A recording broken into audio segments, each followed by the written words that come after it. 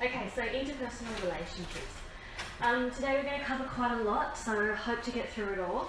We'll talk about what interpersonal relationships are, why we have them, interpersonal conflict, of course, which comes with relationships, some tips on how to manage your relationships, offering a Buddhist perspective, and then we're going to do a group discussion, and then we'll have the conclusion by Venerable Jeremiah. So to define interpersonal relationships, it doesn't actually exist in the dictionary because I did try to look it up, but the two words can be found separately.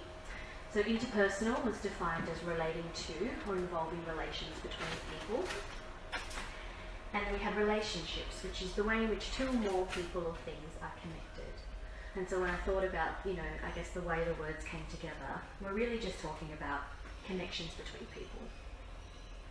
But if we really want to break down what interpersonal relationships could mean, we could break it down into, we've got relationship, which is looking at your relation, your connection, communication, and other.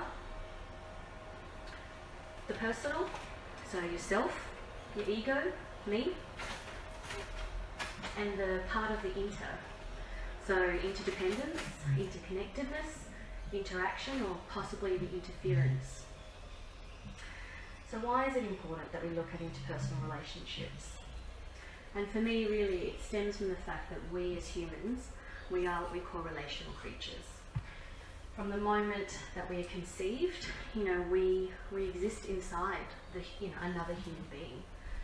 We spend 9 months, being raised, being nurtured, and our mother gives us nutrients, gives us a warm and safe place to grow. And so for the first 9 months of our human existence, we actually are entirely connected to another human being. And then when you go on to be born, you are a baby, and you're entirely dependent on your caregiver. And when I say entirely dependent, I mean like for survival. If you are a baby, you can't meet your own needs. You need an adult to feed you, you need an adult to change you, you need an adult to soothe you. And if you don't have an adult caregiver to do these things, then as a baby, you actually won't develop very well. And in obviously awful circumstances, you may not survive. So I thought I'd just share a little bit about human brain development. I'm no expert whatsoever on brain development, but I do find it very interesting, and it's obviously very relevant to my work. But the brain is actually comprised of sort of 4 main systems, and they develop in sort of this upward fashion. So it starts with your brainstem, and then which is that sort of pinkish area, and that sort of starts here at the base of your neck and through to your spinal cord, and that's the first part of your brain to develop. And then you go on to, I don't know how to say this word, but the diencephalon. Then you have your limbic system and your neocortex. So your brainstem is the part that develops. It's fully developed before birth, so done entirely while in utero. And your brainstem is the part of your brain that basically controls heart rate, breathing, your fear and arousal response, your sleep. So things that actually happen unconsciously to you as a human. You don't need to think to breathe, you don't need to think to, for your heart to beat, these things just happen.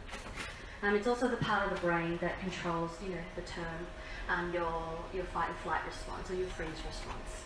So that part of your brain fully develops before you're even out of the womb. Then you have your limbic system. So then you have your midbrain, which is your sensory functions, your sight, your hearing, your touch, your spatial awareness, and that develops next. And they develop in layers. So you need to have the bottom layer in order for the next layer to build, and then it builds on top of each other. Then you have your limbic system.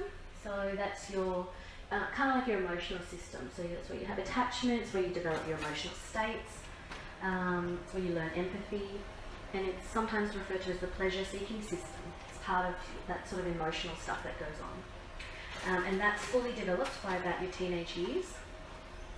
And then you have the neocortex, which also comprises of your frontal lobe, and that's the part of your brain at the front here that involves knowledge, problem solving, reasoning, language, abstract thought. So that higher order kind of development. Now, your frontal lobe and your neocortex controls your decision making, and that's fully developed in about your mid-20s. And it's really interesting because during your first 3 years of life, so from age 0 to 3, about 90% of your brain is already developed. So your adult brain is already at 3 years old, 90% of it has developed. And so all of the systems and structures that you're going to use in your lifetime for emotional, behavioural, social and physiological functioning, they're all there already. 90% of it. Oops. But the developing brain, it's really interesting because it continues to build. So even though it's 90% built by age 3, as we go on through life, we continue to have experiences, we continue to have connections, and all of these things continue to build different pathways in the brain. And I guess I'm pointing this out for you to think about because I guess all of those experiences that we have involve other human relations, and these things continue to shape the way that our brain forms. So what are the types of relationships that we all have? We obviously have ourselves. So, you know, the first and foremost relationship that you know, the one you know very intimately. You have then your close circle around that. You've got your family, your friends, you know, romantic relationships or partners. Beyond that, you kind of extend out into, you know, a bit of a wider network, into the community, your social groups, your professional relationships in your workplace, or even, you know, faith-based organisations. And then beyond that, you also have the wider sense of where you belong, which is being a part of the world, being a part of the government, your societal relationships, and even political. So why do we have relationships?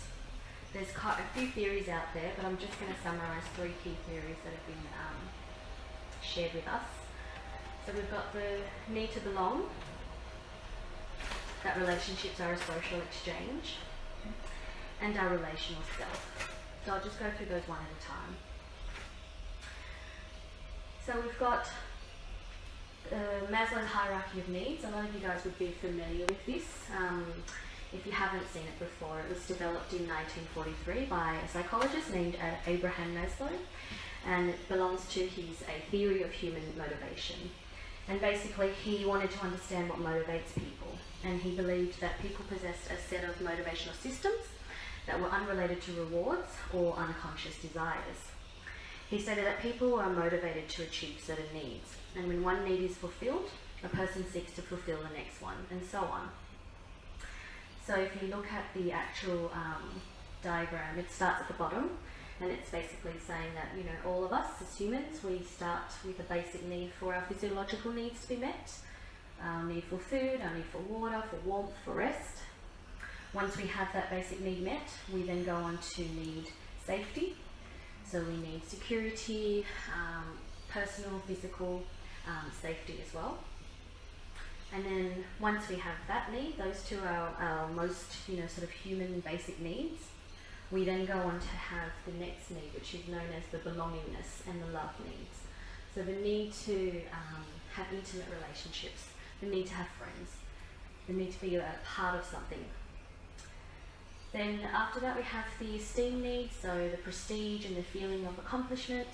And then once we have that, then we can seek the self-actualization. So the achieving of your potential, you know, fulfilling all your creative desires. But you can see even, you know, in this model, the need to belong is very clearly there, and it's right after our sort of primal needs, our needs for food, safety, shelter. So Maslow also says that the deficiency, or the basic needs, are said to motivate people when they are unmet. And so the need to fulfill such needs will become stronger the longer the duration they are denied. So for example, the longer a person goes without food, the more hungry they will become. So that's one model. Then we also have a study by, I don't know how to say this, but Baumeister Leary in 1995, called The Need to Belong, the desire for interpersonal attachments as a fundamental human motivation. And this was basically a big literature review that looked at this same concept, which they call the belongingness hypothesis. But they say in the study that human beings are fundamentally and pervasively motivated by a need to belong. That is, by a strong desire to form and maintain enduring interpersonal attachments. People seek frequent, effectively positive interactions within the context of long-term caring relationships. And so the review has shown multiple links between the need to belong and our cognitive processes, the link between the need to belong and our emotional behaviour, and as well as our health and well-being. And they go so far as to say that the desire for interpersonal attachment may well be one of the most far-reaching and integrative constructs currently available to understand human nature. So that's one theory of why we have relationships. Another theory is the social exchange theory, and that theory proposes that people seek to engage in relationships that are rewarding in both tangible and intangible ways. So this perspective suggests that we're looking for a reward in our relationship, and that reward might be love, it might be status, it might be information, money, goods, services. But it says in the theory that the rewards of the relationship, or the outcomes that a person receives, must be greater than or equal to the investment costs that we actually put into that relationship. So, according to this theory, we would seek to form and maintain those relationships that give the most reward for the least cost, basically. So for what we put the least into. And the third theory is looking at what we're going to call our relational self, which is pretty much our individual self-concept, consisting of our feelings or our beliefs about oneself, and how our view and this self-concept is actually developed based on our interactions with others.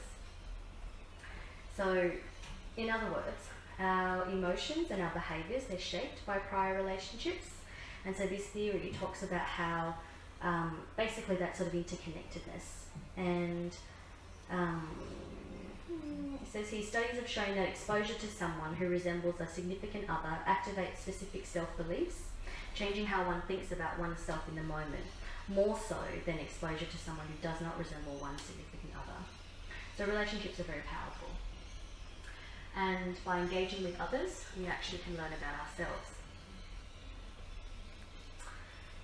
But of course, with interpersonal relationships, we also have interpersonal conflict. So why do we experience conflict in our relationships? And I said to Pat, come on, let's come up with some answers. Because, we've all been there. But I decided that I think it would be better that everyone here actually shouts out some of their own examples of reasons why we have conflict in our relationships. So, what was that? Difference in belief, yep. Ideology. Ego. Faith. What about faith? What do you mean about faith? Religion. Like difference in faith? Mm-hmm. Difference in values. Difference in values. Not putting the toothbrush top on. Something Pat does all the time. Details, yeah. What else? What else causes conflict in our relationships? Difference in gender, yeah. Promotions. Oh, emotions, yep. Promotion sometimes. Expectations, yeah. Different roles you have to play. Yep, difference in roles. Expecting to read minds. Expecting to read minds, yep. Any other examples? Politics. Politics, yep. Money, did you say money? Yeah. Yep. Competition was one that I thought of. And lack of mutual respect. So we've all been there. We all know what conflict is. But how else can we look at interpersonal conflict? Is it a part of human nature? And I would say that it is. It's part of growing up. It's a part of learning about life. All humans, as we grow up, we must learn to relate. And how do we learn to relate? Part of that involves, coming across conflict. And when we have conflict, we also have the opportunity to develop forgiveness, to develop tolerance, to learn compassion, and to learn love. Interpersonal conflict can also be the result of causes and conditions. So we know situations arise as a result of causes and conditions. Our relationships are also a result of causes and conditions. And whether we continue to have a good relationship or a bad relationship will also depend on the causes and conditions that we create. We can also see conflict as related to our attachment to self, so like Liam said, our ego, or even the opposite of that, or maybe which is the lack of self-awareness.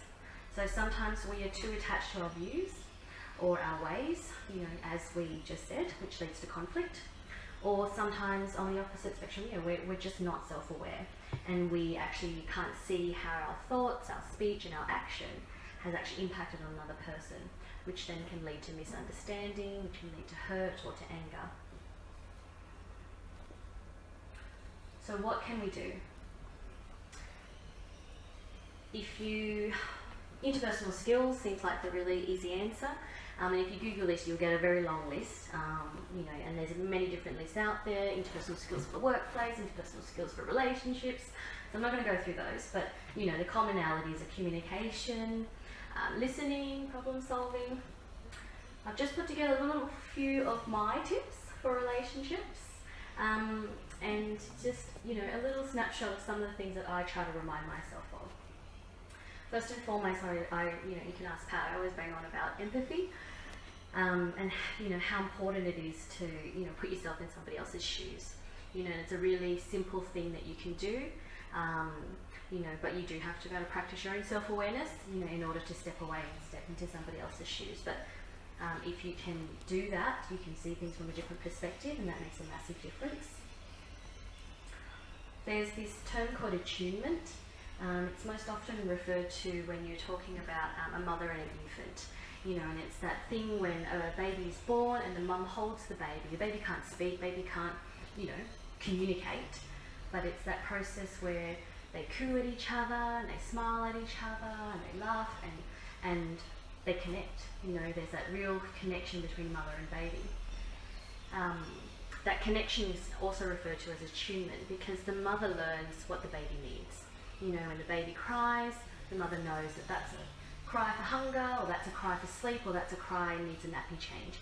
And mothers instinctively learn this. So attunement is this sort of process of being connected with somebody else, you know, to be able to read the cues that that person's actually giving off without them actually having to say it. You know, and it's the same, you'll know it in your partner, you know, when you've been in a relationship a long time, that there are just cues that, you know, well, we all have them. You know, we get cranky if we're hungry. We're actually all like babies if you think about it. So, but it's about learning how to read another person's cues. So, because we tend to give that off, we're going to give that cue off first before we're going to say, I'm really upset, or I'm really, you know, angry, or I'm unhappy you did that, or whatever it is. We're going to give off the cues. So attunement is really important. Another one that I think, you know, we don't talk, well, actually probably in Buddhist we talk a lot about, but it's a term used in, you know, social work and child development called emotional regulation. And it pretty much describes the fact that, you know, you actually have to learn to regulate your emotions. It doesn't happen naturally. You know, and if you go back to looking at a baby, the baby needs to learn how to manage how they feel. You know, so when they're tired, they need to learn how to regulate. They cry, but they get soothed, and in the process of being soothed, they learn to regulate. And it actually all happens in the brain around the stress levels. You know, there's stress that gets activated, but then when your need is met, your stress levels, you know, decrease, and that process happens in your brain continuously, and it forms those pathways which teaches you to emotionally regulate. And Buddhists are really good at that, you know, because we do meditation and we do mindfulness and we do, you know, chanting, and actually, you know, there's brain development research that would back up that that's actually scientifically changing what's happening in your brain.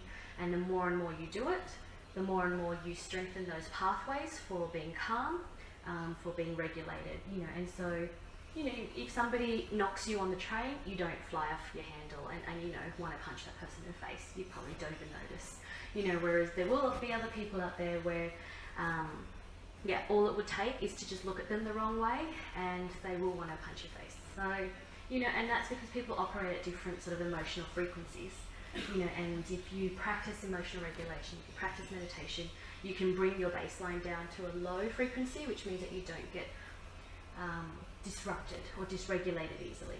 But if you don't, and if you have a trauma background or an abusive background, you can tend to operate at a much higher sort of frequency, which means that's what, you know, so it won't take much to sort of blow your lid.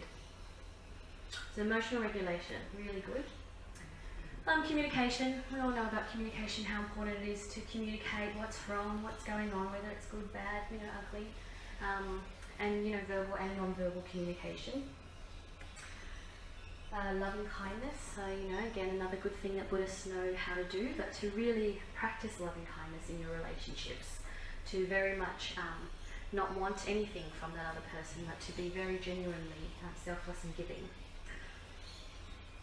But also, my last tip, and I probably have to credit Pat to this, but it's faith.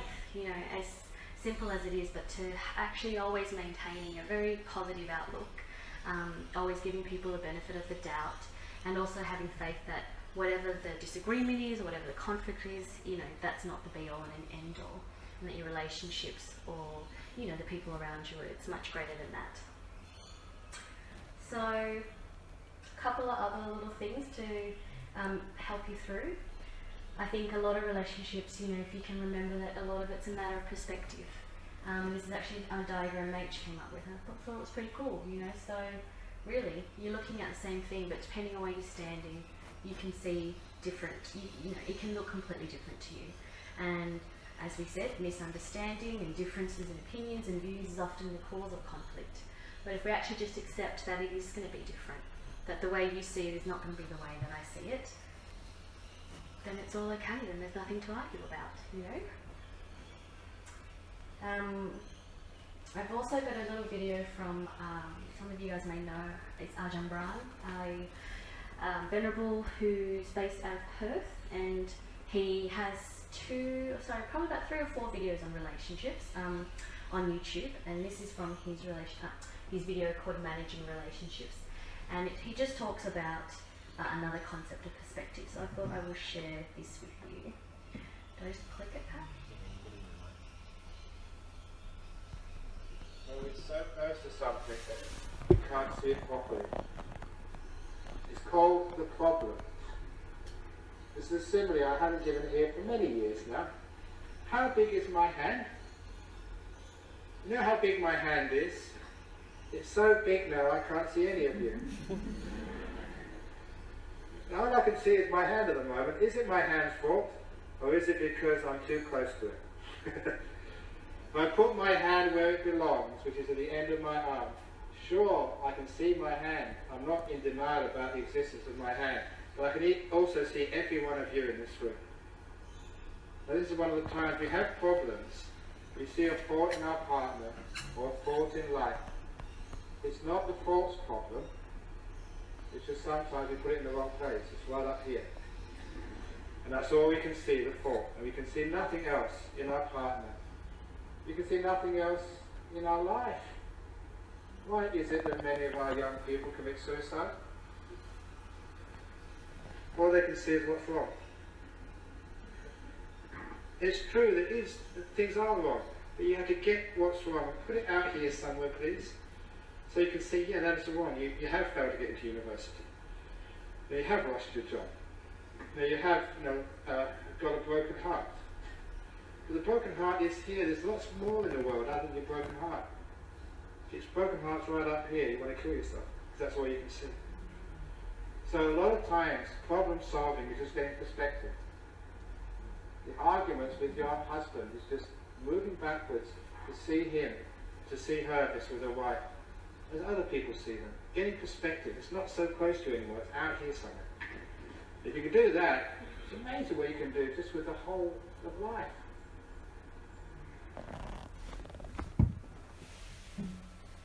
Sounds really simple. I know it's not easy to do, but when you think about it, it's true. Taking a step back can help to resolve many of your problems. And he talks in his talk about how, who do you fight with the most? It's usually like your partner, your family, and then as the relationships get more distant, they're the people you fight with the least. And so the closer you are to somebody, the more you care and the more you tend to fight with them. But I was thinking that maybe also the closer you are, the more they're like this, and so everything that they do, like not put the cap on the toothpaste, just drives you insane because it's all you can see. And so sometimes we have to take a step back and gain some perspective. He talks as well in his talk about where can we find harmony, and it's and I've just drawn it up in a very simple Venn diagram. You know, essentially there's me, you know, and ourselves, and then, you know, on the other side there's you and other. And he says in his talk that we can't be all about me, and we also can't be all about you. You know, that actually doesn't work that way either. You know, and so we can't be entirely selfless, and we can't be entirely selfish, and we have to look at everything from the middle, you know, the middle ground. And in Buddhism, you know, we talk about the middle path. And he says, you know, we have to find what do we have in common. And when we have a problem and you're in a relationship, it's not my problem and it's not your problem, but it's our problem. And if you see the problem as our problem, then you'll be able to resolve it without one or the other, I guess, you know, suffering too much. Some other tips from Ajahn Brahm's talk, and they're kind of, you know, a bit silly, but they're kind of funny. So he talks about the karmic relationship between husband and wife, and he says, you know, well, if you're married to this person, then you've probably been with them in a past life, and you're probably going to be together in your future life, which means your problems aren't going to go away, and they're going to follow you from life to life, so you're better off trying to resolve it. And he said, don't run away from your problems in your relationships. He said the antonym to, for example, say you're at work and there's a colleague who doesn't put in a lot of work, yet they keep getting promoted, and it's like, oh, you know, it's not fair. He says to practice mudita, which is a Buddhist term. He calls it sympathetic joy, which is basically to rejoice in other people's success. It's that really pure pleasure that comes from delighting in other people's well-being, you know, without any sort of self-serving, you know, part of that. And he sort of gives the example of, like, you know, like when a mother sees their child walk, you know, for the first time. It's a purely just joy, you know, at their achievement. There's no, you know, like I did this, or, you know, there's no taking credit from it in any way. And another tip, he says that if someone irritates you, you call them Ajahn, and Ajahn means teacher. So whenever there's somebody who's just driving you bonkers, whether it's at work or in the temple, you know, in your family, don't let them drive you bonkers. Start calling them Ajahn. They are now your teacher, and they're going to be teaching you how to practice all of these things that, you know, we talk about, whether it be, you know, compassion, tolerance, generosity, all of these things. He also says these two things. So building good interpersonal relationships requires communication. When communication fails, try compromise. And if attempts at compromise also fail, then forgive and tolerate. And I like this last one. Before you criticize a man, walk a mile in his shoes. That way, if he gets angry, he's a mile away and he's barefoot. So, and Buddhist perspective. From the book of Master Xing Yun, The Mind of a Practitioner, I thought this was funny. He opens with, humans are the most troublesome beings in the world. And it's very true. And I think if we just accept this as part of our human nature, we can not fight it so much.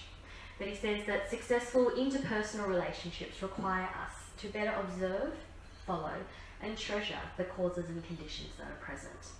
You know, so people, you know, Ajahns come into our lives for lots of different reasons, you know, and what lessons are, you know, is there that this person's here to teach us. So we can think about what causes and what conditions brought them into our life. He also talks about 4 points on how to improve human relationships. So he says, replace self-serving with serving. He says, serving the public is to broadly sow the causes and conditions of good actions and merits. Hence, it is imperative for us to replace our focus on being self-serving with that of serving others. And I guess if you think about your own relationships, you know, whether it be in your family or in your partnerships or even at your workplace, whenever you are selfless or whenever you do something kind or generous to another person, you know, that relationship always prospers, as opposed to when you go into a relationship trying to work out what you can get from it. He says, replace mysticism with diligent practice, which basically means to put into practice the words of the Buddha. That if we, you know, we must set a good example with our own conduct, and that we need to begin with ourselves. So if we want to see these qualities in others, then start with yourself. So generosity, compassion, loving kindness. Practice it yourself before you can expect it from others. He says, replace impersonal communication with personal contact. Personal contact fosters trust and it lessens suspicion. And it's true, like when you're face to face with someone, there is a lot less room for misunderstanding and for miscommunication, and which in turn then builds closeness and it builds those warm bonds that are part of your relationships. And Master also says, replace empty words with concrete action. It is important for us to put what we say in action. If we want to be successful, we must put forth the effort. Likewise, if we are persistent and determined in our actions, we must avoid empty words. He says empty words are nothing but figments of our imagination. And again, I think this would come back to trust in your relationships. You know, we all know that person or that friend that's always saying they're going to do something or be there and then they don't turn up. And that doesn't, foster trust in that person, which is overarchingly good for your relationships.